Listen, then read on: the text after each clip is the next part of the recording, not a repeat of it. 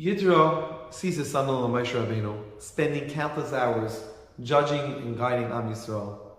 Long lines of people with all sorts of problems and disputes come before him, from early morning until late at night. He felt bad for the people for having to wait in line so long, and he felt even worse for Moshe to be spending so many hours at it, not having time for anything else. He therefore suggested that Moshe set up a system with higher and lower courts to better accommodate the needs of the people. After getting Hashem's blessing, Moshe reluctantly takes Yisro's advice and institutes a comprehensive leadership system. The obvious question is, why was Moshe hesitant to accept this sound advice? Especially since, as Yisro pointed out, it was tiring for the people. Surely as a compassionate leader, Moshe would have been sensitive to this. Actually, Moshe was a pretty smart guy. Why didn't he think of this whole system himself? The Rebbe explains that Moshe's being reluctant had nothing to do with him being stubborn or overwhelmed, but rather because he understood something profound about his role. The Rebbe explains that Moishe Rabbeinu wasn't just a judge or a teacher. He was emes.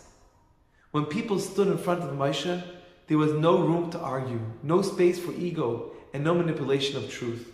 In the presence of Moshe, people felt silly to argue about petty things. The truth became obvious. Moshe feared that once cases were handed to others, even great and honest leaders, petty disagreements would emerge.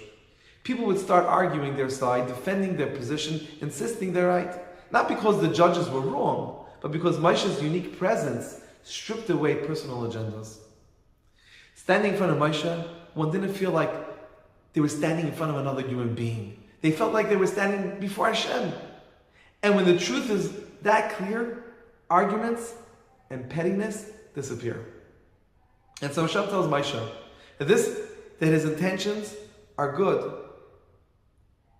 but that's not the world we're living in. Hashem wanted Torah to be lived in the real world, a world where disagreement does exist, and yet peace can still be achieved through a halachic process. So reluctantly, Moshe accepts Yisro's advice. He understood that Hashem doesn't only want truth revealed through perfection, He wants it revealed through effort, through discussion, disagreement, and resolution. But when the truth emerges despite disagreement, that truth belongs to the world, which is exactly the way Hashem wants it. May Hashem bless us to live in Moshe's presence, never getting into fights or being petty, but if we ever slip and do, we can still take it up with the way of Moshe, following the proper Torah protocol and best of health, filled with happiness, nachas, prosperity, success, and abundance of all good things.